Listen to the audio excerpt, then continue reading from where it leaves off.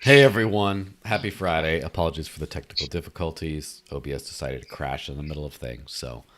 But we're here, we're live, and we're talking shit about Farcaster apparently. No, it's not talking shit about Okay, Farcaster. okay. Let's say I was just saying X is official now, and my stance is okay, whatever. It's working, and you can call it whatever you want. Um, I'm still calling it Twitter.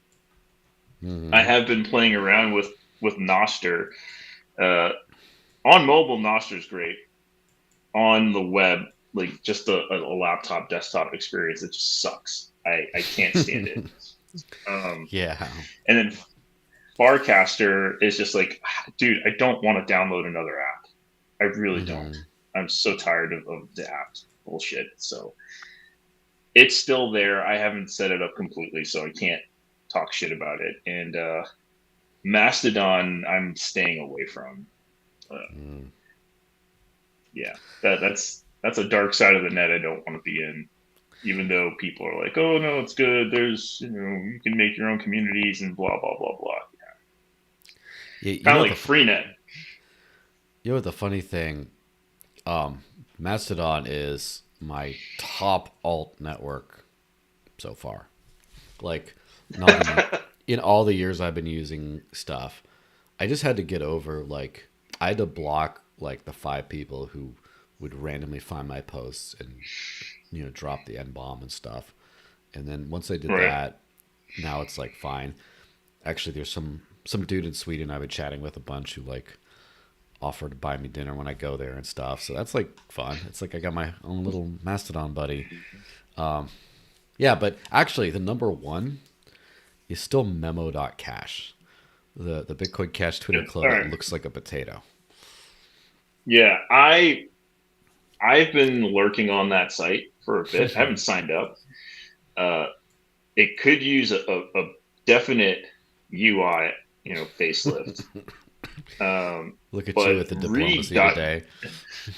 yeah, but read dot cache is actually really nice, and I'm thinking about jumping onto that one hmm and seeing how that fares out. But it's got a nice UX UI so far. Yeah, I mean, I've used Read a little bit. As far as I know, it's not all on chain or something, or it wasn't at one point when I looked No, into it. Memo is, and that's what I like. And it does actually give me like coins. Like right. I actually get a few bucks here and there, which everything. Twitter's the only thing that other that actually does that for my random shit posting. So, but yeah. So, You know, do you your say you had your not yet? engagement farming. Yeah, which I love Yeah, doing. Which, by the way, I might not be paid in Bitcoin anymore pretty soon from that. I might have some other crypto from my X gains. In which case, you know, the yeah. irony of trolling the maxis isn't going to be there quite the same. But so you said you did not try Forecaster yet, or you're thinking of Not it, or yet. It's sitting on my graphene phone, just kind of chilling. And I'm just like, I don't have the brain width right now to mess with another app right at this moment. yeah, I might. it's the same. I have to say, for any crypto UX designers out there, do not make me record my seed phrase before trying out your stupid app. I will delete it. I have done that with a lot of things. Like, okay, I'm gonna to rip on someone. I'm gonna do friendly fire here for a second. The Stack Wallet, All you right. know those guys, right? Yeah, yeah, yeah. Good people, great project. Just like nothing bad to say except for this. They will not let you create a wallet without a seed phrase, without backing up your seed phrase and confirming. Yeah. And you have to do that for every sub wallet you create. So, like, It's like Cake Wallet. Yep. the answer is no. Okay? I'm sorry. I'm sorry, Diego. The answer is no. I'm not doing that. And you know what happened? I was hanging out in Dubai, and then some guy came by the table. One of the people who's big into Epic Cash, which apparently is a Mimblewimble Oh, crypto yeah, okay. thing. And I was like, oh, and they're good freedom people. And they're like, oh, you should try out. And then for some reason, their wallet, I couldn't find it in any of the stores. They're like, oh, it's on F-Droid. I'm like, no, no, it isn't. And then they're like, oh, okay, well, it's in the Stack wallet. I'm like, I got the Stack wallet. So I tried to enable the Epic Cash wallet. Then it's like seed phrase, and you can't get past it until you say that like. And I'm just like, I'm at a table in Dubai. There's sketchy people. It's Dubai. There's sketchy people everywhere. I'm not going to write down a seed phrase somewhere and then like put it Right. in my computer bag or whatever. I not just so this guy can send me like 20 cents of some shit coin that I'm probably gonna. No offense to Epic Cash. Like I don't know. Like no. The answer is no. I'm not gonna do that. And that's what got me with. I mean, how many seed phrases do you have to back up before it's enough? How many? Like, and then you have to For a like. lot of people, it's just one. That's one seed phrase is enough, and no one ever wants to do anything ever again. Like the This is capacity the for way. human laziness. Yeah, the capacity for human laziness is unbound. Like nobody knows where the limits are for that. It's just Yes. I have a really big issue with crypto UX and UI is an issue, like a serious issue. I Again with the think, diplomacy.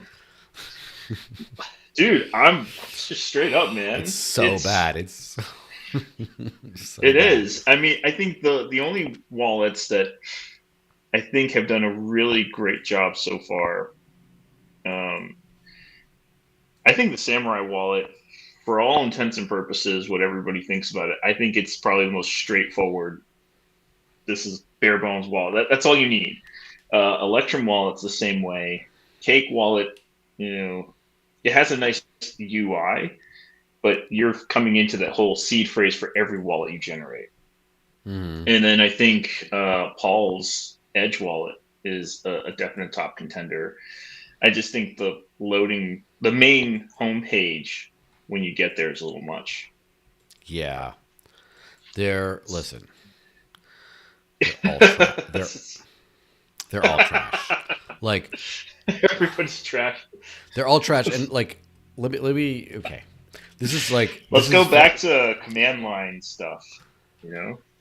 yeah. This is as far as I'll go for now because I'm gonna make a lot of like friends unhappy now. Um, I did a presentation at ZCon in Barcelona last year where I went through your wallet should XYZ, and then Paul was in the front row, and I was basically saying in real time that his app sucked. And he sort of, he like 30-40% agreed with me, kind of disagreed, but also said, like, look, we're not a spending wallet. We're an investment portfolio wallet that kind of LARPs as a spending wallet here and there. But that's because the portfolio is what pays the bills. This stuff doesn't. Yeah, yeah. And I'm like, yeah, I get it. Like he's doing his best, okay? But they're just all such trash. And I have found so like Edge is like Stack. It's but also the setup process trash. Like Unstoppable, I think is okay, but it hasn't worked reliably. They had a little broken JPEG icons for coins for a while. I'm just okay. I got to get back to that. I got to get Yeah. back to that. Like Bitcoin.com wallet was okay, and then it turned trash. And then now they're building the Selene wallet, which for Bitcoin Cash, which is like it's not there yet. It's fine. It could work. Everything is trash. Everything like the Zcash wallets. I have not tried the new Zashi wallet. The other ones were always. It seems like the only good crypto wallets have like a potato UI. Like it just looks like. It just looks like yeah. It's like nerd Well, industrial. somebody posted this one earlier in the morning. Hmm. Custodial wallets have better UX UI than all these open source, freedom project ones. And yeah, Coinbase's wallet is pretty sleek. Cash App's UX and UI is pretty like they have it. They know their user base, right? And I guess when you have dollars to throw at design and make something functional, I mean, I don't know what the other wallets are like, but yeah, got a point.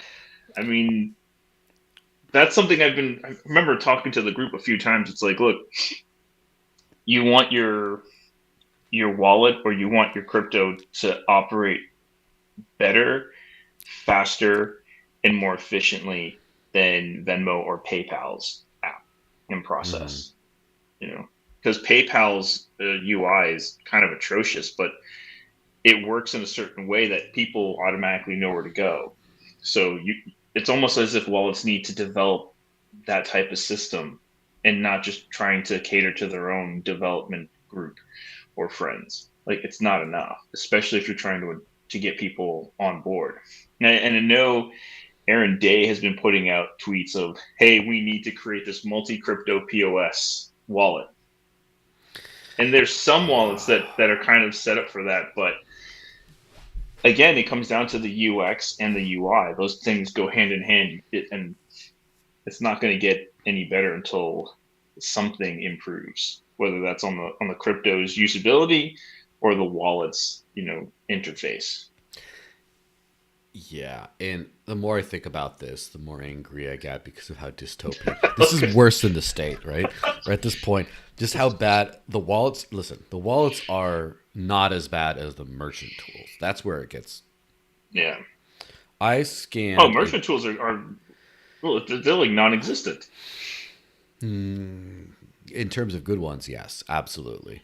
In Yeah. terms of merchant tools, they exist all over the place, but it's like none of them are good. It's just like being in a sea of fast food restaurants everywhere when all you want is something healthy and it's just not there. Like, can I avoid a seed oil for today, please? It's like, nope. But you can find options, just they're terrible options. It's honestly like we're going to get over this soon. Next 5 years, this will be an ancient conversation, I think, because so far, no one's wanted to spend crypto except for the OGs, and the OGs who want to spend crypto are all like way on the spectrum somewhere, or are super into just the one coin, so they make sure something works for their one coin, or mostly both. So, Yeah. like, I don't know. Do my best here.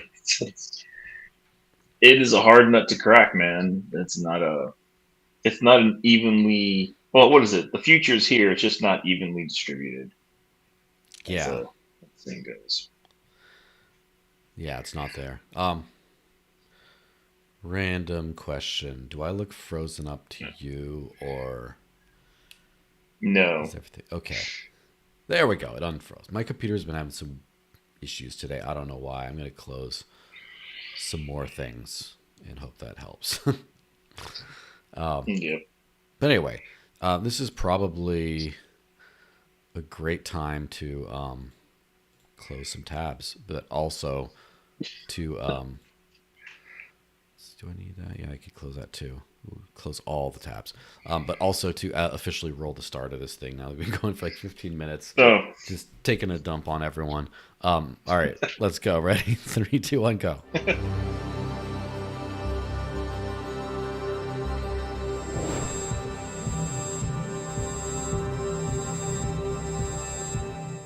Get that caffeine. Welcome to episode 160 of the Digital Cash Rundown. I'm joined by the one and only rarest of passengers, the most redacted of humans, Mr. Bearded Majesty himself. How's it going, man? damn, all right. We're good. You getting? Bearded Majesty. That's I'm gonna tell my wife that. This is Mm-hmm. that's what I need to be called now. Yeah. All you need is like the ends of the mustache to curl. Just keep the rest of the beard like it is, but just curl them like that, and then get one of those like mink kind of like cape thingies, like mink lined red capes, and Hell yeah. just sit around here. So for everyone who's still watching for some reason, like and share this, please. Just let's get those numbers up a little bit, and then we'll jump into this stuff. Definitely went quite off topic in the pre-chat about just complaining about crypto wallets and payment providers and all that kind of stuff, but we're going to dive into the sad, frowny face part of things. So, but also the hope, etc.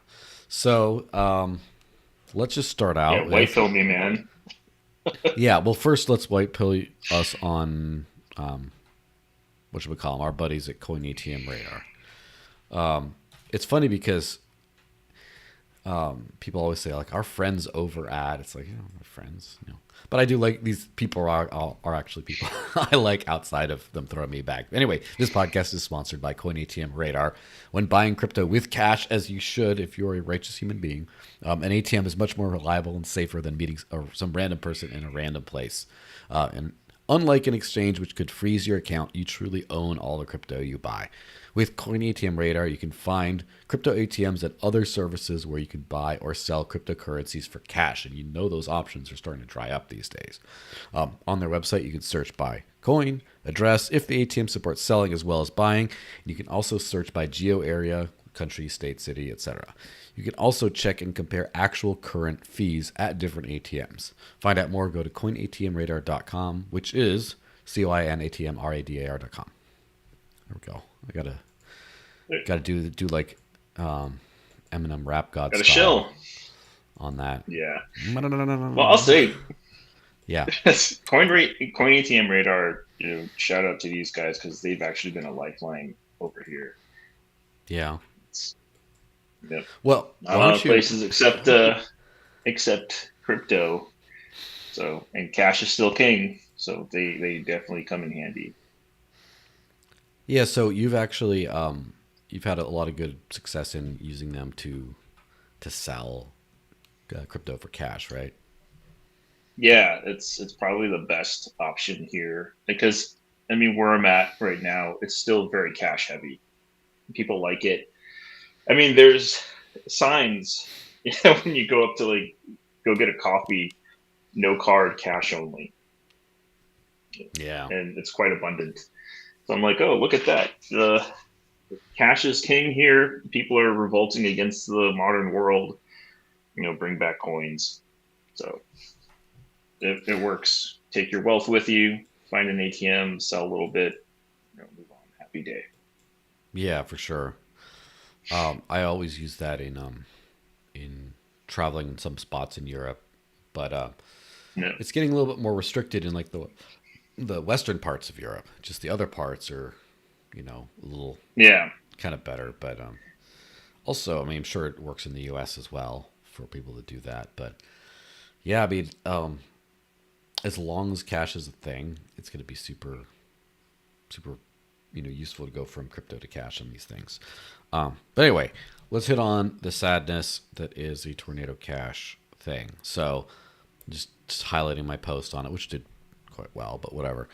Tornado Cash developer Alexei Pertsev has been found guilty of money laundering and sentenced to 64 months in prison in the Netherlands. Pour one out for the homie, but not too much because I do need this espresso. Since I already obviously wrote this giant post on it, or not giant, but significant post on it, might as well get your take on it first because I've already said a lot. Yeah, I think it's ridiculous. There's a lot of contradictions in the final judgment, which I don't know what the appeals process is like in Europe, but hopefully there's someone who's going to champion that cause and say, hey, let's get some continuity here, because everything just seems like they want to come after. They want to set the example, first off, which is kind of a poor way to set this type of precedent moving forward. But the state's going to state. So is this any real surprise? No, at least in my opinion. It just shows, at least to me, the incompetency of the system itself. People. Number one, it proves that people don't read, and even if people do read, they don't understand what they're reading. And then when it comes to something of this nature, it's like Tornado Cash is still running, right? People can Mm-hmm. still use the protocol, and they can start up another one if they want. Um, I just think it's moronic that this happened, and it's sad. Uh, and I also think it sends the message to open source developers that you have to be very cautious about what you make, when you make it, how you make it, and for what purpose. Um, and so that means that hey, take a page out of Satoshi's book. I mean, he was anonymous. He made this thing, and then he learned, or he knew when to fold it and walk away. And I think for developers, that's kind of sending a path. Hey, look, if you're going to make these tools, then you really need to follow through with your privacy. Um, For I sure. see it as an attack on, yeah, I see it as an attack on privacy in general. But it also just shows you that this space, this economy, right? I don't want to call it an industry. This isn't a new economy that's cropping up. Mm-hmm. It just shows how much of a threat this new economy is. Because if it wasn't a threat, they wouldn't be coming after people. They wouldn't be stomping down as hard. So I think maybe the optimistic side is like, I think we're getting closer to that capitulation where it's like, well, look, it's big enough, it's strong enough. We might not be able to crush it entirely, but try to guard the borders, of their fiat system. Yeah, Um, it definitely it's without feels like challenge. that. It's not going to go without challenge, though. That's for It's funny sure. because since my crypto boomer perspective from like years, this feels a lot like what I thought 2013, 14 would be like.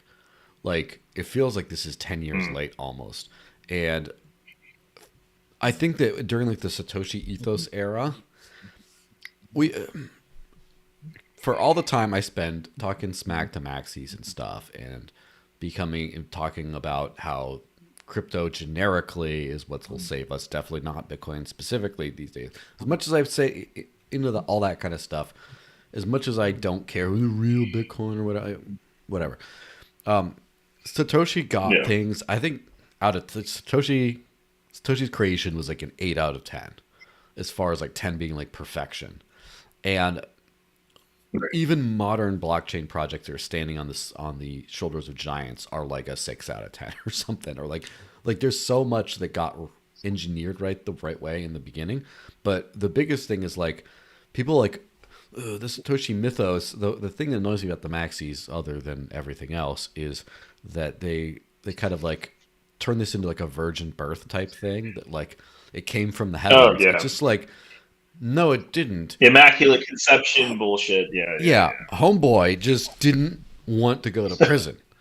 And he, if Litecoin had come before Bitcoin, I think Satoshi would not have been anonymous. Probably, if he's like, oh, they just let him. Oh, all right, fine, I'll be doxxed. That's fine. It's just that like when he created it, like this thing, everything was done right by according to these like timeless principles of like from Right. perfectness and no pre-mine. Although Satoshi kind of mine a lot of the coins, whatever. Let's be quiet about that part. But like fair launch, open source code, mineable by anyone in the world from zero. Uh, Anonymous person didn't like run a ton of the infrastructure forever. I mean, kind of a little bit when you need to at the beginning. No foundation, no VCs, all that kind of stuff. Like, stuff that would make, like Amir Taki like moist in the loins. Although, to be fair, it did get him Amir Taki on board as one of the first like 5 Bitcoin developers for that reason, right? Which Yeah, is yeah. crazy to think Well, I that mean, Amir Taki's yeah. younger than me. Can you imagine that? Uh, no, but now, Now yes. you know. Just like Now I Charles know. Hoskinson is younger than me too. Yeah, dude. Not to segue on that one, but I'm still blown away by that dude's age. Dude, stop with the seed oils if you're listening. Uh, drop the soda, hit the gym. Fuck, man. But Yeah. back to the case in hand. I mean, Satoshi did learn what happened, with eGold and DigiCash and or not DigiCash, but eCash and all these other projects that came before it, right? So to some degree, I would say, yeah, he didn't want to go to jail because you saw everybody else, right? You know, Mm-hmm. when Phil Zimmer was coming up with PGP, and they threatened him because they considered that weapons grade, a weapons grade good. That's absolutely insane. Um, but it also kind of makes sense in a certain way. Still wartime laws are applied, and everything with the encryption battles during World War II, blah blah blah blah. So I mean, proceed with caution, and now it's like everybody got really big, at this point. So many people have doxed themselves, hand raised here. Uh, but a lot of developers, a lot of big pushers of Bitcoin and crypto have definitely put their face out there, and made sort of a celebrity of the things that they do, that it's just easy pickings. And I Mm-hmm. think now it's coming back to a point where it's like, well, maybe we do need to go back to that cypherpunk route from before, where you're using, NIMs in order to at least provide some type of protection, whether it's from another rival, whether it's from the state, whether it's from a business or whatever the case may be. But it's definitely, I think, in my perspective, it's, pseudonyms will make a comeback, you know, and Yeah, people will like start right now. taking this stuff a little bit, yeah, like right now. I mean, in my industry, everybody's using a pen name, right? And it has nothing to do with the state or anything like that. It just has to do with other individuals and businesses, lawsuits or a dime a dozen. If you haven't been sued, you're not doing something good.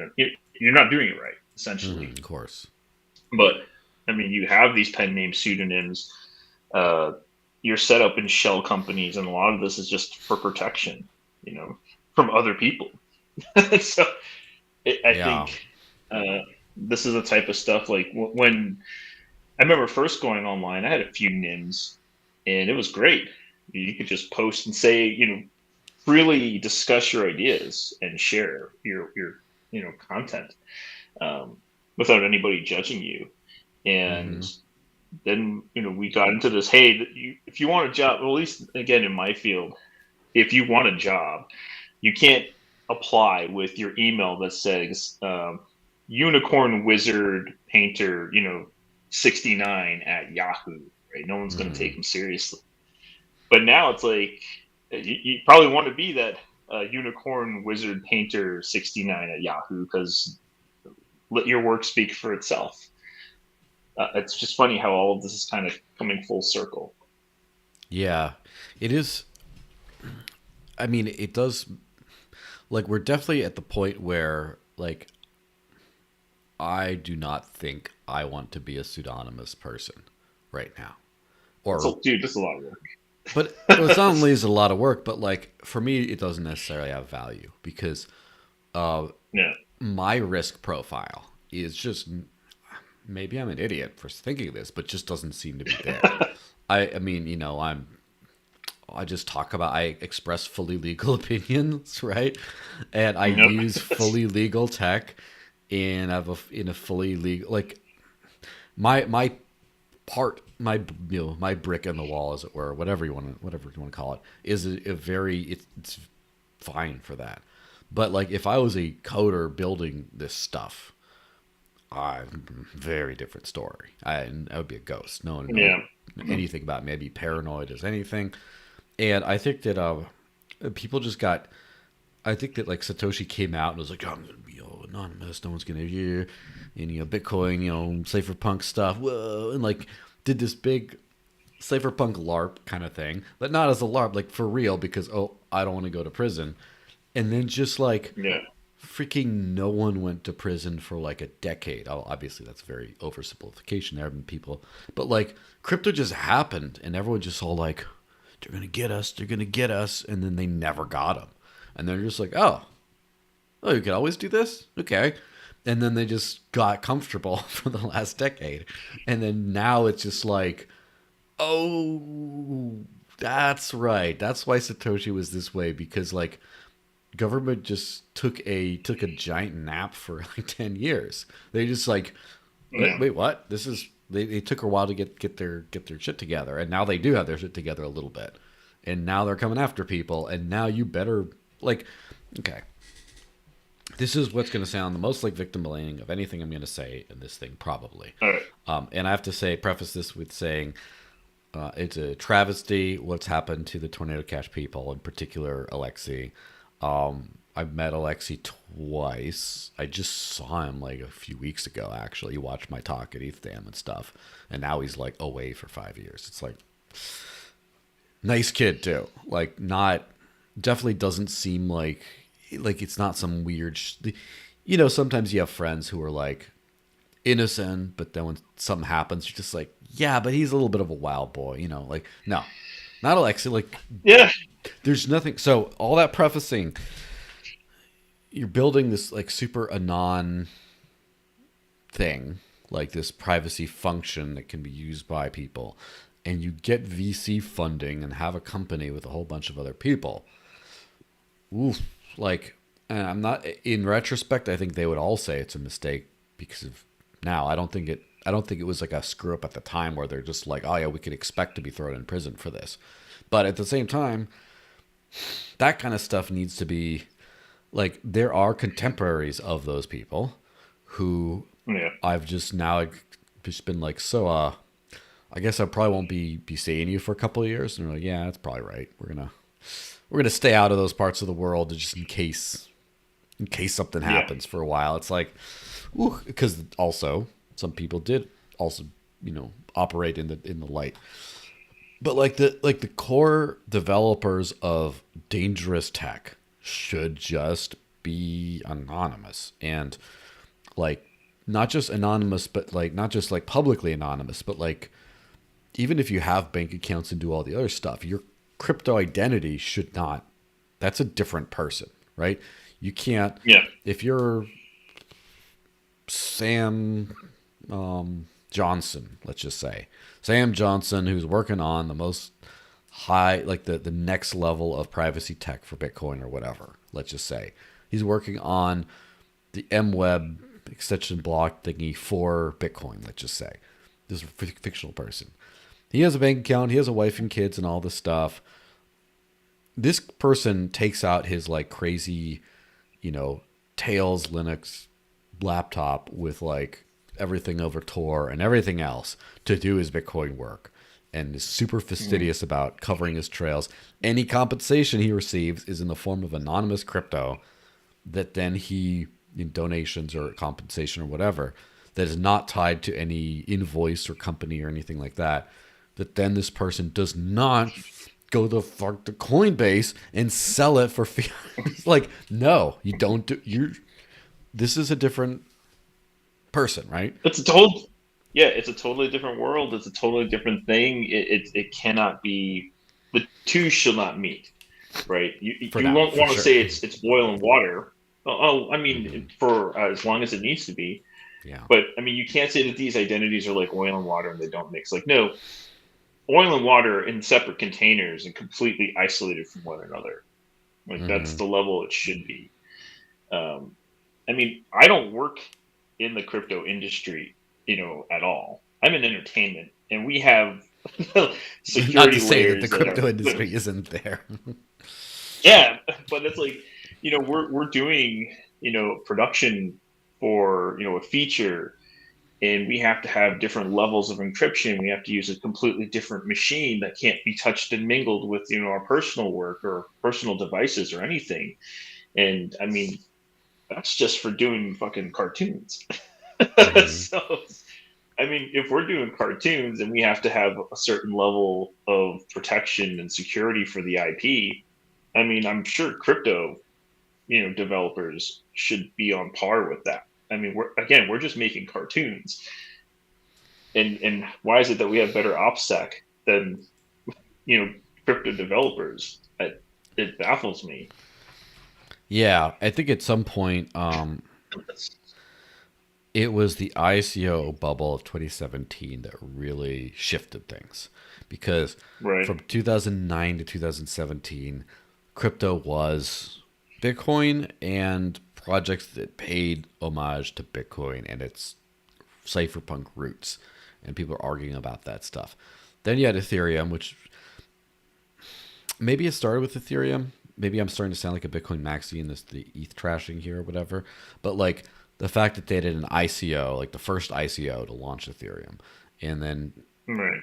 then when you could do an ICO for anything, now it's just like, oh, this is tech bros finding the easy money. And so now you Yeah. have tech bro easy money dumb, which we're still in, by the way, we're still there. And then people are just like, oh, instead of doing my new app that begs permission from the Apple Store to be in there, all that kind of stuff, I'm going to do that, but like with blockchain involved and then like tons of extra opportunity. And there's nothing on its face wrong about that. It's just that you got to realize you're on freedom money here, freedom tech here. And at some point you start to cross over and you think, I just did a VC raise for a feature for this, this ETH ecosystem, let's just say in this case. I just did a VC Right. raise to create a new feature that they like, and whoops, you're a freaking criminal money launderer for North Korea. Like, oh, oops, that didn't turn out well. See, And this makes me wonder though. Um,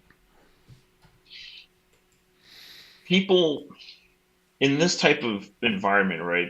Yeah, okay, maybe the ICO craze is what started creating this celebrity because it's easier to raise money when people know who you are and you have some kind of credibility.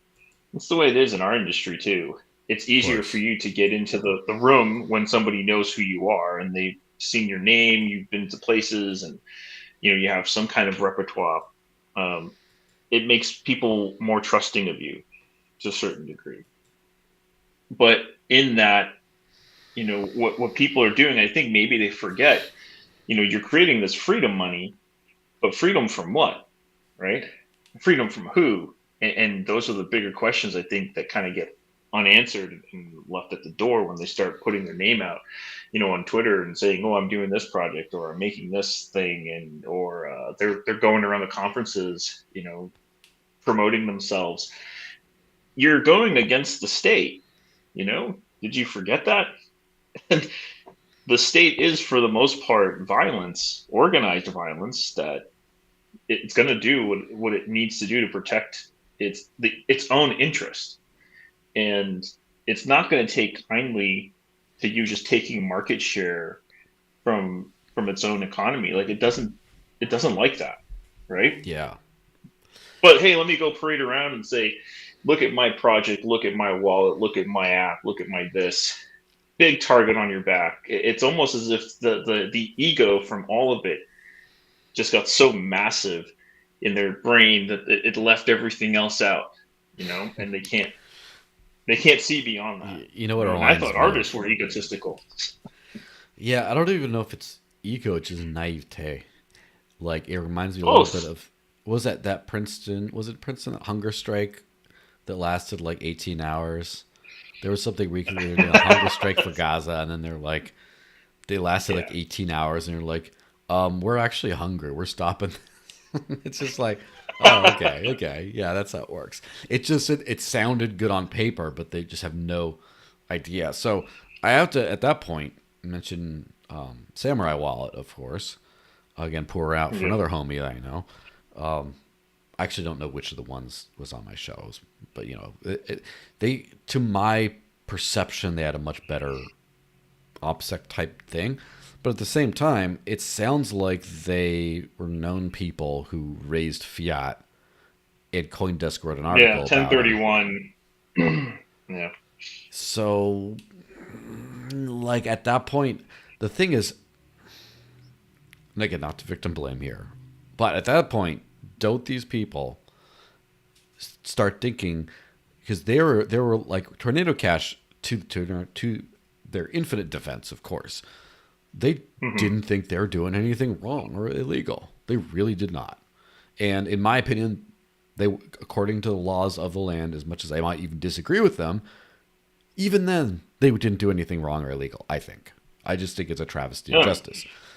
But at least they thought they were doing everything fine, so why would they expect it? The thing is that samurai wall people acted like they had to hide.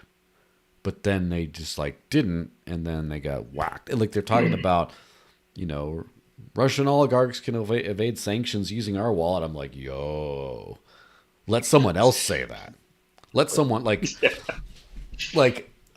and I think maybe I don't know if it was hubris. I don't know if it was they did all the hiding anonymous stuff just as marketing, and they were like, no, we're a legit company that's doing this very legal service, and they're just like they were just naive about the implications. I don't know, but I'm not again not victim No, blaming. I'm because saying that even that's like a mistake. yeah, yeah. Even from what I remember of Samurai, they were doing everything within, you know, the legal purview, right? Everything that they had done was, hey, this is what is deemed a money transmitter. This is what money laundering is. We're working within the box, so there's nothing wrong. The same thing with Tornado Cash. If you read the indictments and then you read the judgments, I mean, they contradict each other. Even what was it the DOJ was saying how one branch of the government, FinCEN, like their ruling doesn't matter in our case. So everybody's kind of they're talking over each other, they're stepping on each other's toes. I mean, there's a lot of confusion. And again, it goes back to just trying to set precedent and send a message, right? They're really Mm-hmm. trying to scare people out of the space. In regards to Bitcoin specifically, I'm of the opinion that they're doing this to make sure that the path for more ETFs, for financial advisors, for investment houses, for banks are clear. And they're saying this is the rule set for what you can and can't do. But we have to clean house. Everything has to be prim and proper before our friends can come in and start having a piece of the pie. All right. Everybody wash your hands, wash your face, come to the table, get ready to eat. Disinvite the crazy uncle. Yeah, get him out of here. Send Uncle Joel to the kids' table. He's not allowed to eat Yeah, with us I've anymore. been there for a while. Yeah. But I Well, mean, that's kind of how I see it. It's a lot of fear tactics and scaremongering. I think what was it? I forgot what Senate bill had passed last night, but it was very pro crypto yeah. with Well, regards to the SEC accounting. So let's actually switch to that because I did have that one queued yeah, up, which does give it an interesting thing on this. So I just posted Senator Loomis. She said Senate passing a CRA overturning SAB 121 is a win for financial innovation and a clear rebuke of the way the Biden administration and Gary Gensler persecuted crypto. It also marks the first time Congress passed standalone crypto legislation. We're just getting started. So for context on this, essentially there was a prohibition, as far as I know, what this is about, a prohibition for banks custodying crypto and financial yep, institutions custodying crypto. And this law sought to overturn that. And when the law got proposed, the Biden administration came out with a statement promising a veto. So now you have this thing, and it passed with, as far as I know, unanimous Republican support. And a good chunk of Democrats, not all of them, not most of them even, but a good chunk broke ranks to make this work. Enough to where it's not just like a handful of weirdos. And so now basically it's being passed on to the White House now to like, all right, Biden, now that your own party has kind of gone against you a little bit here, not all of it, obviously, are you going to still veto? Because now that it's like clear, oh, these senators at least have broken ranks on this one bill. And yeah, okay, now you have to, if you're going to veto, it's obviously a political football, especially now that obviously RFK, who's gotten way more attention than I thought it would, has come out of very pro crypto, and even old Teabag there has been like, if you like crypto, you vote for me, and like, so it's very much like I don't know. I get a It's feeling election of the year. tide is turning. What do you get that feeling at all? No, There we I see it. No, go. Hmm. I see it as an election year. Panders are going to pander, um, and there's a lot of money tied up in this too. I Hmm. mean, well, I don't want to. Let's get the terms right. There's a lot of currency that is involved in the space. A lot of fiat, yeah. There's a lot of fiat that's tied up right now, trying to push things that would hurt your donors, future donors. I won't even say their constituents because most of them just don't give a damn at this point. Um, but if you're hurting the people who could be funding you later on down the line, it doesn't look good. So I don't see it as the tide's turning. Uh, Greed definitely plays a factor. Ego plays a factor right now, trying to get that vote. Um, and then afterwards, who knows what's going to happen, right? Like, oh, I Yeah. got your vote, and this bill do nothing. I'll sit on it. I don't really care. Yeah. And the thing is, there's two pieces of crypto, I guess, more or less. There's the raw tech, like the protocol and the tools and stuff like that, and then there's the industry. This is all Hmm. about the industry. And the industry is the value slash network effects in outside of the black markets that are built on this technology. And think we kind of discussed some of that, making bringing into the industry things that should have been in the shadows, like kind of like building on Right. the key tech stack there. But so the industry, hopefully, like it's kind of a sign that like, yeah, we need to get this together. We need to like, I think that the administration is trying to harm the industry so they can prop up their fiat buddies, and the basically the rest of the world is wanting to profit off of the industry, right? Invest in it, to fold it into their financial institutions, to do all this kind of stuff, and then they're like, yo, you're fucking with our money, you can't do this anymore. And so it's kind of it's at the point of industries where you start to really see the world shape around the tech. Now, you can't really, Hmm. you have to have the tech figured out first. You have to have the actual freedom principles and everything. And I think the reason why Bitcoin specifically is something that a lot of people value for its own sake, for this, like, I mean, like, in a lot of these cases, the tech is ass. Like, no one's paying for coffee with their Bitcoin. Like all this, it's not like people are like, oh, with this tech we can reach. Like, no one's doing that. The value behind Bitcoin is the number go up thing.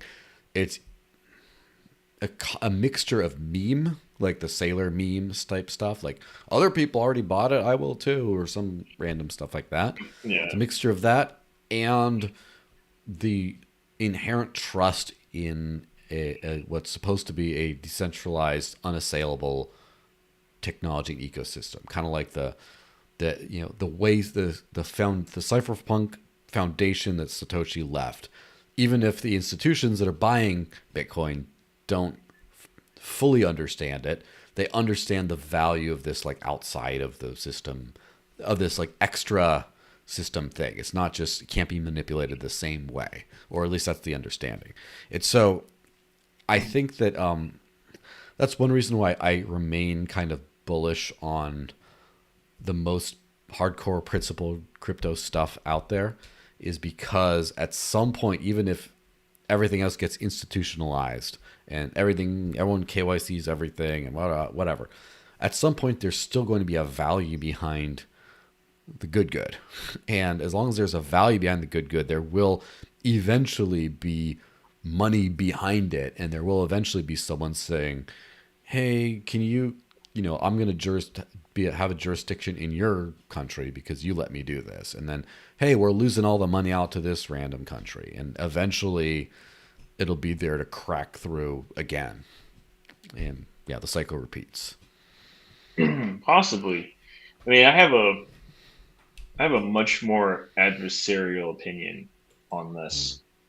Um, I mean, for all intents and purposes, we're still a country at war, right? Mm. And wartime rules are different. I think if you recall, like Presidential Directive 51, which came out after 9/11, which was giving the executive branch a lot of, overreaching powers on many different aspects. And that still seems to be the case in many parts of our government. There's a lot of overreach with executive orders. There's a lot of pushing on the bureaucratical side and the tech itself. If they classified PGP as weapons grade material, or at least try to, and then what does that make crypto? For the most part, they don't want people to have this tech because in the hands of other people, it's detrimental, right? So like, why the big crackdown or the big hoopla about North Korea, gaining access to ETH and making payments? Why? Oh, because they're our enemy and they're siding with China and they're siding with Russia, and we have all these geopolitics that come in. You have BRICS nations forming their own alliance and trade routes, and that makes crypto even more of a threat because of the fact that it can get around certain sanctions. So I mean, in one part, it's like that's my thinking is okay. We're still in this type of environment, in this hostile climate, Hmm. and we're taking things a little too lax. You know, I do think um, for sure and there's a lot of that. yeah, and governments are trying to keep control over capital. You know, the whole KYC, AML thing, um, third party doctrine, etc. It doesn't make any of this stuff easy. And I'll go back to the Canadian Freedom Truckers. You the government, of Canada saw their own people who had every right to protest. They saw them as enemies of the state and dealt with them accordingly. You know, so you have this. It's a very hostile environment. We've gotten an ecosystem. I think we've gotten a little too laxed, and we've stopped thinking adversarially because of number go up or the distractions for cool tech. Uh, and I see that what they want to do is try to just control all of it so they don't lose their grip because money is power, right? And if they lose control of their money, then the state loses control and power, altogether. Uh, and maybe that's just what happens, when an empire declines. I don't know. But to me, I'm like, yeah, we have to think a lot more aggressively Of and course. be a lot more weary about what's happening. You know? Yeah, and the thing is, there's these things come in waves too. The Yeah. thing is, I see like the freedom versus tyranny, like the seesaw, the pendulum happen, and ever since what was it, last few hundred years or whatever, we've had an exponential rise in the human condition during this continual seesaw effect. Like things got better, things got worse, things got better, things got worse. Yep. But like for the human race has been a constant upward hockey stick, and that's kind of what I have my faith in is that the upward hockey stick continues, and as long as we keep aggressively swinging the pendulum back in the correct direction, we're seeing like I'm just trying to think about stuff in like over maybe not my lifetime, but let's just say up to my grandparents' lifetime, right? So Hmm. when we get into like money used to be sound money. I mean, like my grandpa's still alive. He was around before FDR's gold confiscation thing. So at that point we had kind of sound money. I mean, I forgot a lot of that super nerdy shit about like the constant origin of everything.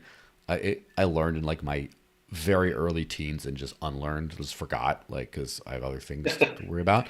But the point is, there was still like sound money that people could, you know, self custody at home, right? Self custody their gold at home, and the banks would issue the certificates that were backed by it. That was a thing that living people today, maybe not many, but living people today experienced.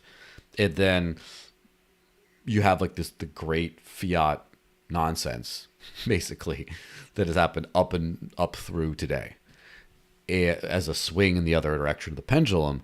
But then we have, of course, crypto and self-sovereign, all this kind of stuff, just a digital version of this like hoarding gold at home kind of thing is like coming out. Yeah. And having everyone operate on self-custodied crypto, decentralized crypto in the next 30 years, for example, I don't think that's unreasonably optimistic. I mean, I don't know if it's going to happen, but I don't think it's unreasonably optimistic seeing as where we were before. And then, of course, like the KYC stuff was very recent when you had to like, you know, you went to a bank, you had to like show ID and all that stuff even. And then now everything's KYC'd and getting the digital ID. And now it's kind of hitting its peak point where like some apps, I don't want to name them because I may or may not have some sort of working relationship with some of these, but there are some custodial exchanges that I've heard that per withdrawal, you have to do an on-demand selfie. Like, so it's like you want to withdraw from the exchange. They're like, hey, snap a selfie real quick to make sure it's you. And then, like, that stuff's a little CBDCE, a little, you know, Orwellian, a little not so fun. And in Europe, like, did you know what 3DS is as far as like card payments is concerned? Have you heard of that term before? Yeah. And it's funny because a lot of these crypto cards don't have that, and there's some places in Europe where I can't use them because of this. And it's like, oh, okay, well, that's unfortunate. So the pendulum goes back and forth. I do think that just when the CBDC type identity thing is the worst, it's going to get better for a little while because, like, I have a friend who lives in the entirely unbanked, doesn't exist kind of world, and he was sort of born at the right time for that because just when the cash only world started to get worse, he got into crypto. Now he can have like top level financial access that his like people born 10 and 20 years earlier who were living the same lifestyle could not. And now we're finally getting to the point where now when everything is KYC to death, non-KYC people can still access the best money in the world again. So I don't know. I think the pendulum is, I think we have a rough few years and then the pendulum's going to swing back. Yeah, I hope so. I just kind of look at it as, it's definitely going to get more ridiculous. You know, I'm trying to put a better perspective on it than the doom and gloom. I mean, it's a circus and, you know, we're all here for the freak show. So we have front row tickets. So, I mean, let's enjoy what this clown show is going to put on. Let's hit on that digital ID thing that you posted because that's interesting. That is freakish to say the least. David shares, hi David, said coming soon to your country, digital ID to identify you, social credit system to track you, CBDCs will control you, and has this little video on this. But I also found this fellow, Leon Hill. Maybe I'll send it to you or something. But anyway, he just said Australia just passed its digital identity bill into law. I'm Australian but live in Iceland, a country that already has an all-encompassing digital ID system. If you're wondering how Australia's new system will play out, I'll tell you here. And he talks about all this stuff. Basically, he says in Iceland the digital ID system is linked to each person's Kinitala or social security number. And you sign it with everything, with your phone and your bank account, phone service, accounting, tax, insurance, credit score, manage your assets, power bill, medical record, when you vote, or even want to pull up to a store receipt, something you bought. It's all linked to your digital ID. He says, you cannot not have digital ID and live in Iceland. It's impossible. You can't get the power turned on, get a phone number, buy a registered car, rent or buy a house, or even buy certain items without having it. You need one. It has benefits in that it makes it streamlined if you're trying to do anything, but also means you have no privacy at all in Iceland. So anyway, yeah. So apparently, That sounds pleasant. Yeah. Jesus Christ. Yeah. I mean, I can see it now. Governments make shitting with the door closed illegal. It's yeah. that's really fun. I know traveling internationally, as of recent, they've really started cracking. They've really pushed hard on just like scanning your face, and making sure that you are in the system. I've had to do that a few times when I've gone to Korea.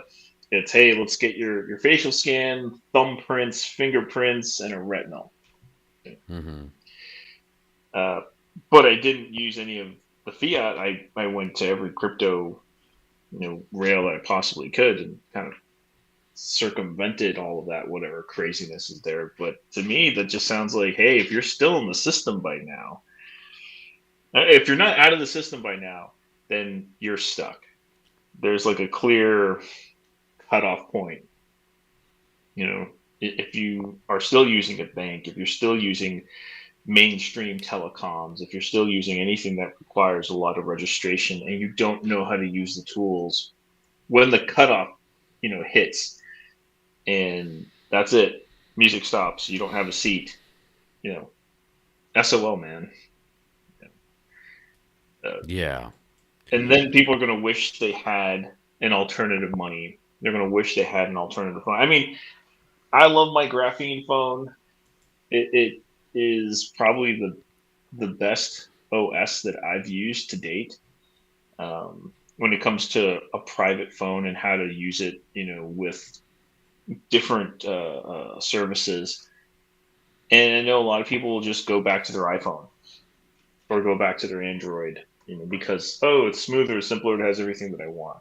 But not knowing how to use privacy tech, not knowing how to use privacy tools, not knowing how to use privacy money, it's a skill. It takes time to get used to. I've been in this space 4 years, going on 5 soon, and I'm still getting the hang of a lot of this stuff. And every year there's something new that happens that makes you have to pivot and churn and learn something else. It's not easy. Random take. But the Bitcoin Cash podcast, our good friend Jeremy commented. He says, "R.I.P. Australia." As a Aussie himself, like pour one out for the homie there. Rip Jeremy, man. It's just yeah. It's pretty rough. But I think about the privacy tech. I do, like, I've been in this, like, I don't know. I kind of feel like I've always had a foot in the alt world, a little bit. Like, I've always had like a, like for the Matrix plug, I've always been like poking my head out once in a while because, I grew up completely off the grid, and my mom was one of those people who I guess would probably be like me today in terms of like cash only, like mail envelopes of cash for things. He didn't trust banks, and just like claiming religious exemptions for social security numbers wherever possible. Like, all that awesome shit, right?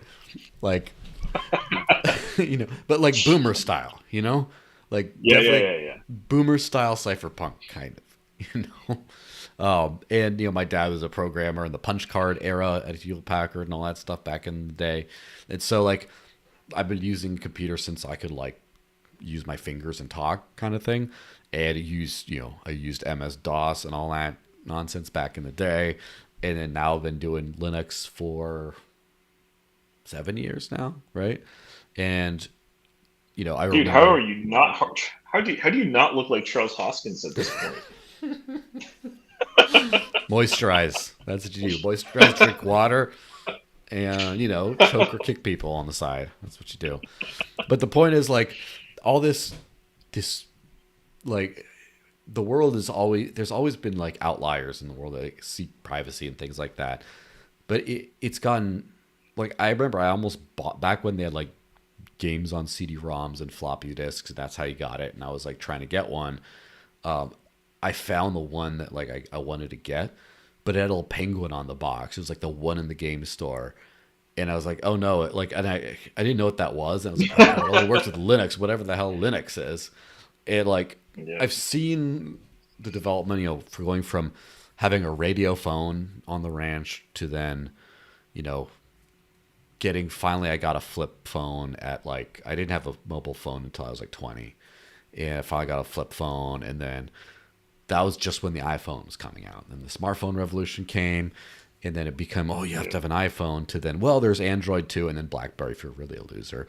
But then you get to now there is such a thing as like a de-Googled phone, and now Linux is, in my opinion, pretty freaking easy to use. At least if you use like Ubuntu, you just have some weird moments where you're like, it's a very DIY moments that hit you once in a while. But on the whole, it's just like if you're a browser, if you don't use video editing software and all that kind of stuff, if you're just like a web browser kind of person, like just the fact that Linux works super well on any new computer I buy, just drop it in and it works. And then you got Brave browser, which just works great. You got a VPN, you yeah, can use Tor here and there, use Signal on all your devices, and the way being like a weirdo cypherpunk is so easy these days. Because again, life experience of it not being easy, right? Like I yeah. think that it's now to the point where you could get people on board with it, right? Or now you could get like people who aren't who Oh, actually, dude, I yeah. I want to believe that, but in this, maybe it's the circles I run in, right? Because I'm in Normie Town, USA, for the most part, Mm-hmm. and just trying to get somebody to use Proton Mail or trying to get somebody to use Signal has been the equivalent of pulling teeth out of an alligator. It's just not pleasant. It's just like, oh, hey, here's Signal. And it came to the point too where Signal even has like usernames now that you can give out with a QR code that they can scan to input you in there. And I can't even get somebody to do that. You know, it's Yeah, I people will still have. message me via text, and it's just, dude, I don't know what else to do at this point. Like you're literally just scanning the damn thing, and it's done. You're not even clicking buttons at Mhm. this point. You're not inputting anything. You're just using your stupid, camera on your phone to input a contact. Why is that so difficult? Yeah, I think that there's also like peak normie versus everything else, like the layers of people you can get. So, for example, I don't communicate with anyone other than like a couple of like my jujitsu buddies who I got a good thing going with them. I don't want to scare them, so there's only so much I talk about stuff that I actually use SMS with, and of course then it's through a VoIP number, SMS, freaking special weird app and stuff that whatever. But everyone else is on Signal, and it's like a lot of Yeah, Liberty people, a lot of crypto people, and then it's like my 70-plus-year-old cattle rancher mother, and then all the in-law family. They're all on it too, from ages 20 something to like 60 something, and like just yeah, everyone I know is kind of on Signal, and then there's some obviously the crypto world is all on like Telegram, and I have a WhatsApp for whatever dumb reason. Because oh yeah, and for some reason, you know how like Instagram is the corollary for an actual business like website in a lot of the world. yeah, It's WhatsApp is that in what our buddy calls the global South, right? in that yep, in that part of the world, you have your WhatsApp account, and it's very catered to like your business, whatever. But so if everything, I think like there's nothing. The thing is, like, at some point, you got to be okay with being a minority. You know, like it's Well, it's not even being the minority. Some of it is just the plain old simplicity of it all, and just the absolute laziness that you deal with. I mean, that's the part that really gets me. I tried to put it when it comes to like VPNs, for example. Instead of saying, "Oh, it's privacy preserving," it's like, "Well, look, you can watch movies from another country." So, like, if you're over in England and you want to watch shows from the US, you can put on a VPN and get access to that, and that's a way to route around things. And still, people don't do that, right? yeah. And when Some I people talk to do. family and friends and colleagues, some people do. I'm saying the majority, and it's like, hey, look, get me on Signal. I stopped saying the whole privacy thing. It's like, look, you can get me on Signal because when I'm working and you need to message me, sometimes my phone's on, silent or airplane mode or whatever, and you can get me, directly. Um, so it's much more easier. I'm more accessible that way, right? Hmm. But even then, it's still with the text, or it's with an email, or it's something else. My dad refuses to text; he just calls whenever. And so, if I'm in an editing session, sometimes I'll get a call him. You know, it's like, "Hey, Dad, I'd love to talk to you, but I can't." you know, time crunch. But Yeah. From my it's just perspective, it's different. a call is like someone walking into your office or room, just like, "Hi, can I help you?" Like, Yeah, just exactly. show up like unannounced. You didn't say, "Hey, can I drop in for a second?" And they're like, "Oh, sure." Just Nope. they're just like, "Hello." It's kind of funny how that's sort of changed. It's like we need Yeah, I do. consent to be communicated with. It's consent is huge these days. Yeah, I mean, I don't want to throw my sister under the bus on this one, but I But have you're to going just to to, give. yes. I'm going to. I love her very much. But when I was trying to get her into Bitcoin, and this is when all the fees were still low and Lightning was still, Yeah. cool. Um, I we were making a trade. She has, chickens and she's selling eggs, and I wanted to help her out and try to get her going in this space. I had her download a very simple wallet. This was Moon Wallet before the whole Hmm. submarine swap thing popped out. Mm. And I said, well, hey, look, all you have to do is download this app. It's going to give you some words that you should write down. That's your backup. And then here's Bit Refill if you want to spend it later, right? So just one app right now. We'll get you the other, when you're ready. And she's like, oh, I have to, because Moon would make you, set up a pin first. And she goes, I have to do this. No thanks. And that was it. That was the stop point. Just said no. I don't want to do that. But as she's doing it, she's going through maybe like pages and pages on her phone, which is apps everywhere. And there was one page that had just every banking app that you could imagine.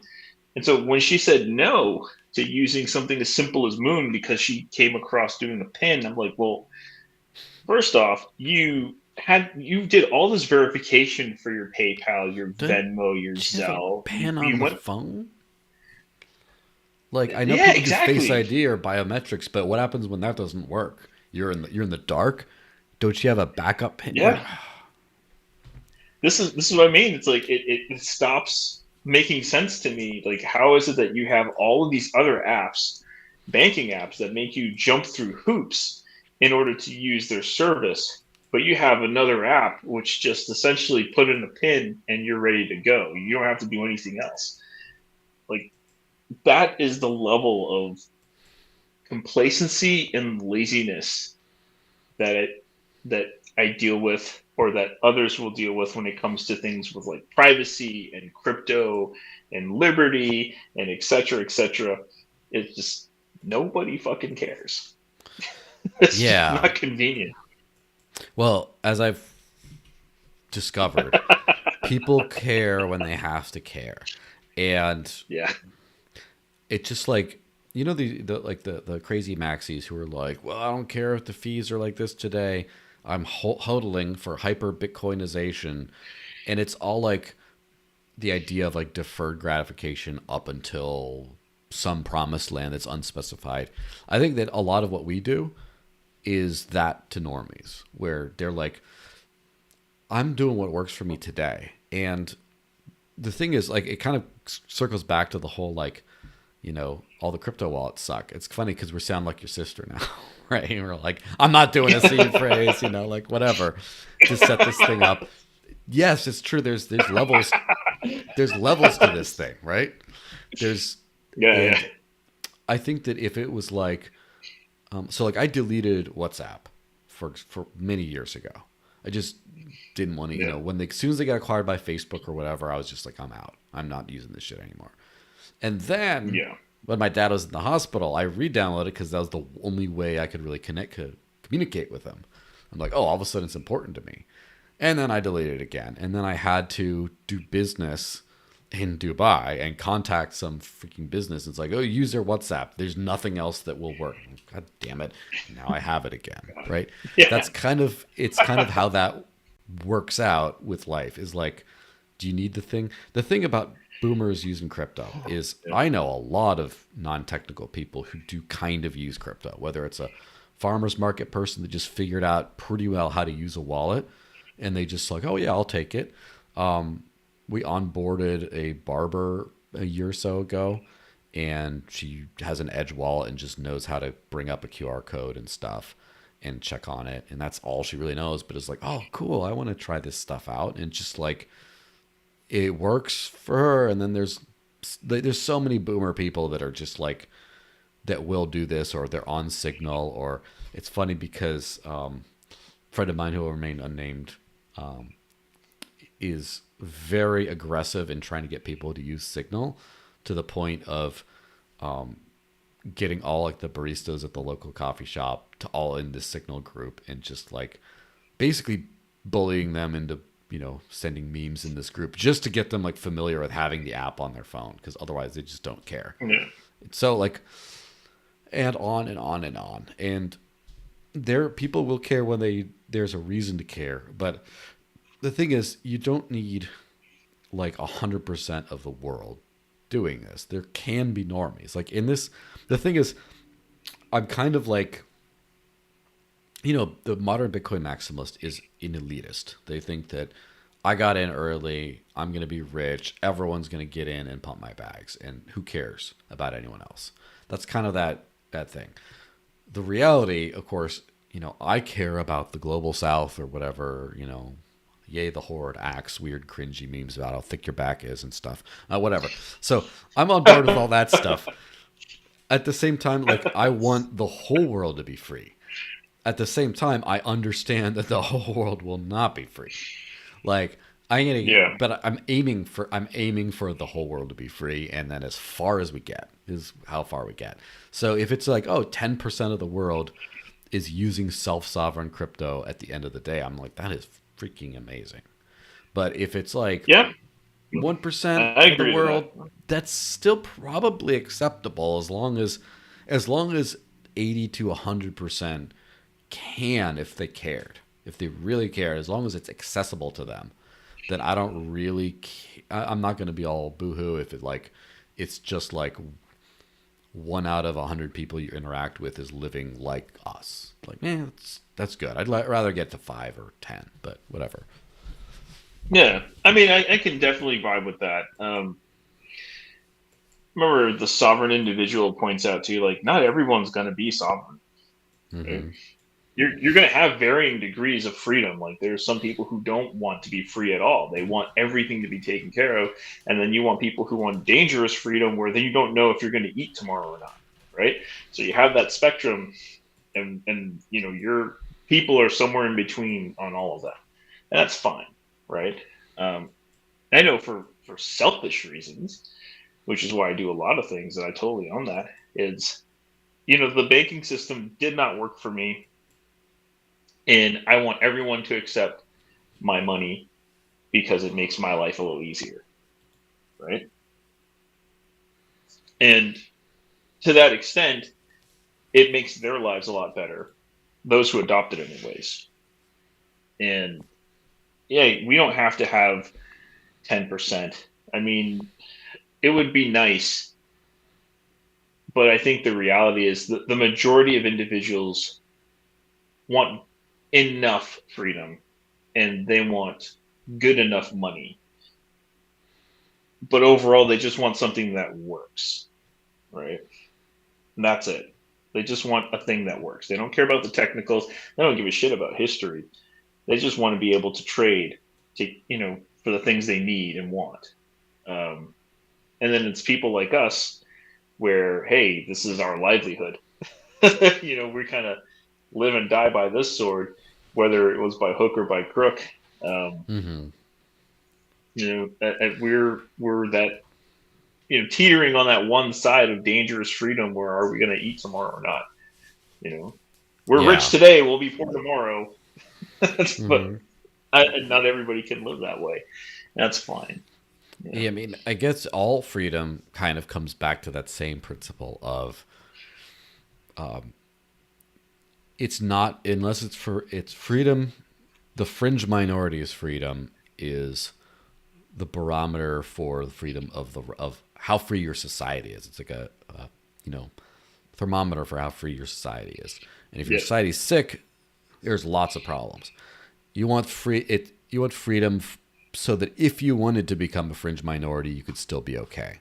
And so the same thing with like if you talk about rights in a society, like what speech is permissive, or what practices, religious practices, what viewpoints or whatever. It doesn't matter if no one is that way. It's just if you wanted to, you could. And that's kind of, it doesn't mean that it would be easy either. It's like, I don't believe rights for the fringe means that you cater to the fringe, where the fringe all of a sudden, like, all the signs are in their language, or all the things have the pronouns they want, or whatever else is going to be canceled on YouTube in about 10 seconds that I want to say about. But like all that kind of stuff, like you don't have to cater, but as long it doesn't have to be as easy as it is to be mainstream. Yeah. There's a reason people are mainstream, but it's choice. It's like privacy. People know what I look like. A lot of people do by now.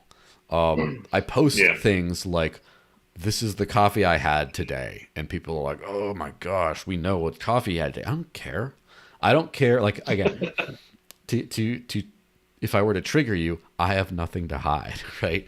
But the point Oh, is, dude, that's no, the point is it's a choice. I have the voluntary choice. It's about consent. I consent to sharing my what my office looks like, what yeah, my yeah, face looks like. And so it's the consent of like, if you want to have all your money in this weird scam that is fiat, and you want to have it all in a custodial whatever, if you want to just identify your whatever fully KYC tied to everything you want, if you want to live that way, you can. And it's not necessarily, as much as I find it distasteful, there's nothing wrong with some people or even most people doing that, as long as if they say, I'm out, I don't want to do this, they can.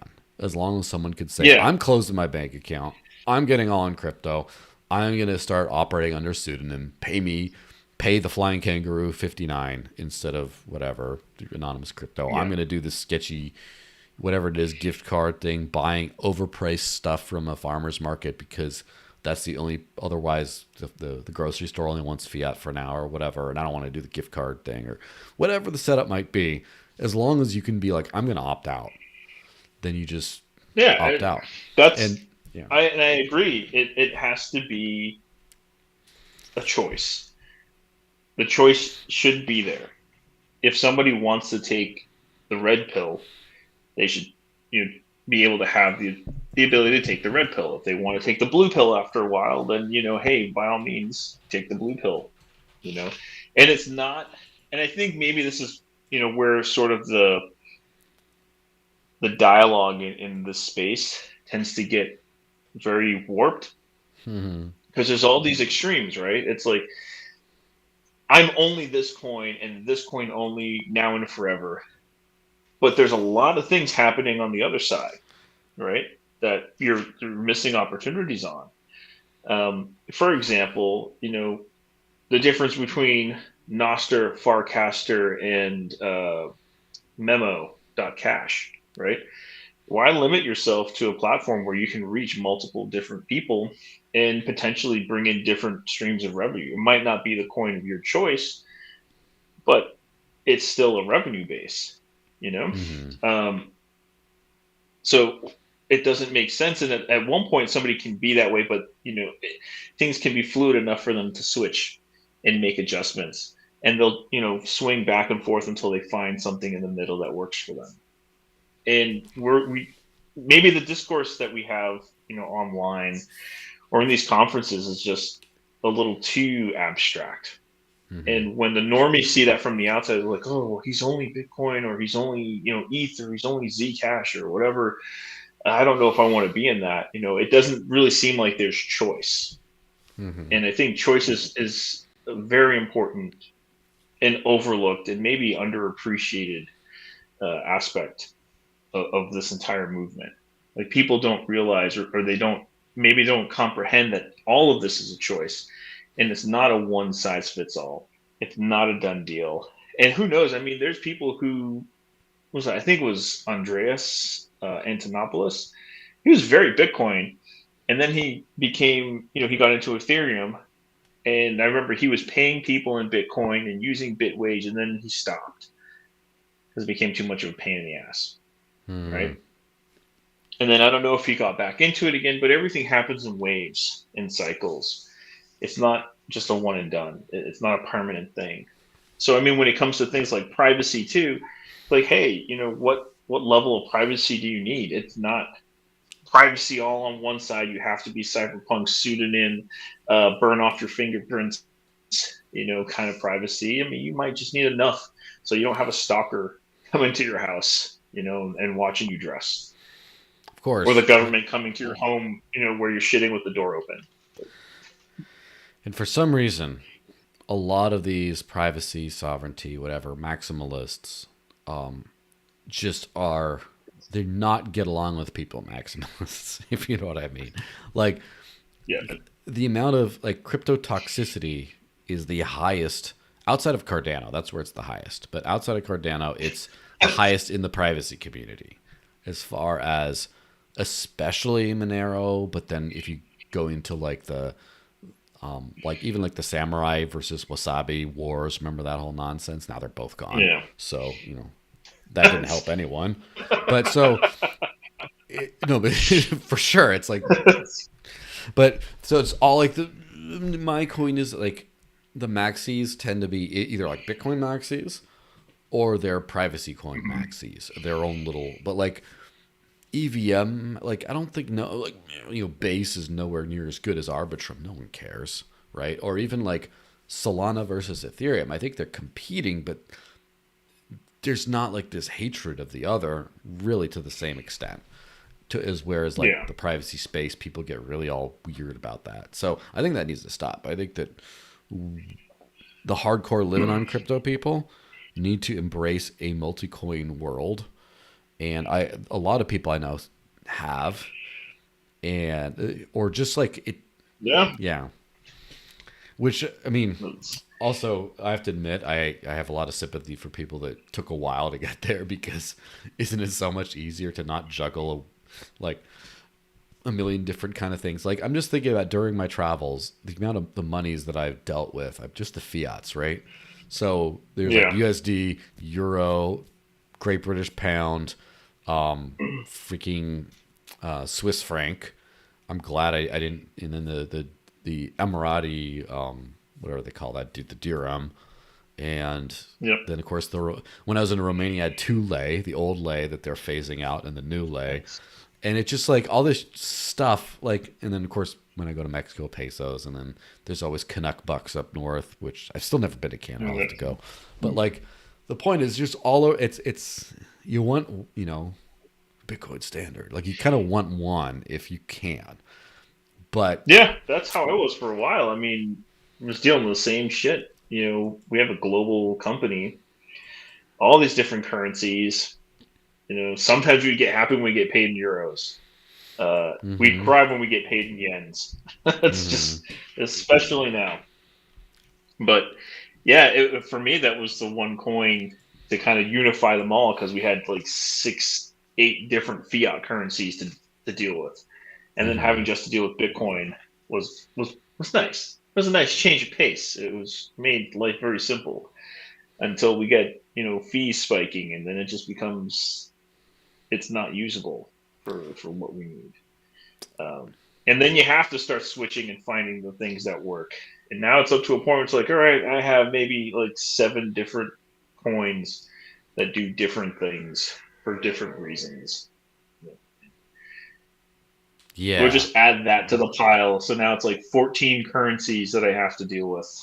And you just deal with. Yeah, which it could be worse, but I have to say, I'm glad that there just aren't nearly as many Bitcoins. Like it used to be. I do remember a time in my life where I had 3 Bitcoins in my wallet during daily use. Like mostly for my life, like since 2016, I have been able to rely mostly on Dash for almost everything, which has been that like monocoin kind of breath of Right. fresh air. But then when I've poked out of that, 3 Bitcoins. So now BSV, like no offense to people who are still into it, in the paying for things side of things, it does not matter in the slightest. It's gone. It's dead, thankfully. And now BTC made this annoying as hell comeback with the whole lightning stuff, which is when you got on board, like that whole era, Yeah. where now it's like, am I gonna have to really like have a? And then finally, I'm like, no, no, okay, great. Like now that's gone. So at least there's like Bitcoin Cash is like the remaining Bitcoin that people pay with, kind of. And maybe I'm calling death Yeah. on BTC a little too early for the payments category, but probably not. I mean, we'll see. Maybe there'll be custodial Lightning will really take off, and then everyone's going to be like, well, to Satoshi will just start KYCing, and they'll be back in the US, and then Maxis will like that. I don't know. But as far as I'm concerned, like now I consolidated to like one, and then so Hmm. okay, so now I have like Dash is 90%. Now I get Bitcoin Cash and Litecoin for when I can't. And that's it. Just a little bit on the side here or there. And so I'm sure a lot of people could do the opposite. Pick 90% of one of those 3 and just have the other 2 on hand. And I'm sure you throw in Monero in the mix or whatever. But it's just like, Yeah. it's consolidated a little bit. But it's like, I think dealing with like 3 to 6 coins is manageable. It's just Yeah, that I'm trying to just break it down to 8. 3. I've yeah, right now I have 7, at this Mm-hmm. point because again they're doing different things. You know, here's one example like Doge. I found incredibly easy to onboard people with Doge. Just because they know what it is. It's, yeah, because they know what it is, and it's just fun to tip somebody in Doge, and they're more receptive to that than saying, "Would you like take a Bitcoin tip?" Mm-hmm. It's usually a no, but it's like, hey, I'll send you some Doge. Oh yeah, thanks, man. That's really fun. Yeah, cool. You know, I don't know what the fuck that is, but um, you know, Litecoin for the bit refill stuff, Bitcoin Cash and Monero for the P2P markets. Bitcoin when we have to send large sums of cash to make payments on something. Um, and Stacks, of course, for Stacks and Solana uh, for NFT stuff. Yeah. Which, Yeah, as like a maybe kind of like a final thought on the whole thing, it used to be this harkens back to like peak shitcoin of like 2017 era, where is it a real coin or not? Is it was Bitcoin and then it was on Shapeshift. And that was like the standard. It's like it doesn't matter as long as I can shapeshift it. I'll take any shitcoin. It doesn't matter. And now we're kind yeah, of getting back. Although the swap services are all over the place, the problem with the swap services is they're all centralized, and there's always that like KYC trap if you swap too much or whatever. So the new shapeshift is Thorchain, Mayav Protocol, Chain Flip, and soon Sarai. If it's on those four, it's a real coin. In which case, it's like, all right, someone wants to pay you with USDC on Arbitrum. On Maya, swap it to Dash. I'm good, right? I don't care. Or it's like someone wants to pay you with Litecoin. Okay, I really want Bitcoin Cash. Beep. There we go. You got it. And someone wants to pay you with Darrow. No, that's not a real coin. Get out of here. Exactly. I've seen it pop up. Don't have the brain capacity to look into it. This is where I choose violence today. It's one of those random crypto things where now, if it's some privacy coin thing, of course, I have muted every account instantly. If they show Darrow, instant mute. I don't do that for anyone else. Even nano people, I engage with them. If they're super annoying, I might do a mute. But Darrow is an instant mute. And just today, Luke Parker, the guy who runs, who's building Sarai, found a critical exploit in their privacy thing, and then posted it on Twitter. And they promised him like $100 or $1,000 if you could crack this, and he cracked it in real time. And then they didn't want to pay him. And it's drama central all over the place. It's a disaster. Don't use Darrow. They're gonna hate me so much for that. I don't care. I chose violence. I did it willingly. Consent, right? You consent to violence today. Yeah. So that's it. Oh, guess what? Okay. I'm gonna twist the knife and then we'll be done. Sorry to dip into maxi territory, but I'm gonna have to post a price chart here for a second. On CoinGecko, in the last 24 hours, Darrow has experienced an 11.4% drop, very precipitously, timed to around when the exploit was discovered. So they're wrecked. Just I'm looking at that up. Just go to CoinGecko or wherever and just look up Darrow. Okay, that's as much violence as I need to visit upon a community that has never done me any wrong other than just shill sometimes on my posts. But Darrow's wrecked. And no offense, if they fix their privacy and everything's great, why not use it? Okay, I'm a reasonable man. I just had to twist a knife at some point, and I do that with maxis too much, so someone else can get these hats. You know. Yeah, I mean it's definitely a steady pump and dump. Let's say that. Yeah. Which, by the way, random person on Odysee, right? Not on YouTube, but on the blockchain powered whatever the hell. Commented, which not random person. I know this person. He says, "Too bad we're not doing an after party now. Would have loved to have joined in the chat as the token boomer in your audience." And yes, hi First Light. He is definitely a boomer, but definitely an enlightened one for sure. And so, like the number, anytime I start to feel ageist about tech, there's enough people that I know that remind me to not, because there's always someone who's more technically who's like, using all the stuff that I'm using before I've been using it, before I was born. And so, yeah. I mean, I know people who still trying to, the last thing they used was a BlackBerry. Mm-hmm.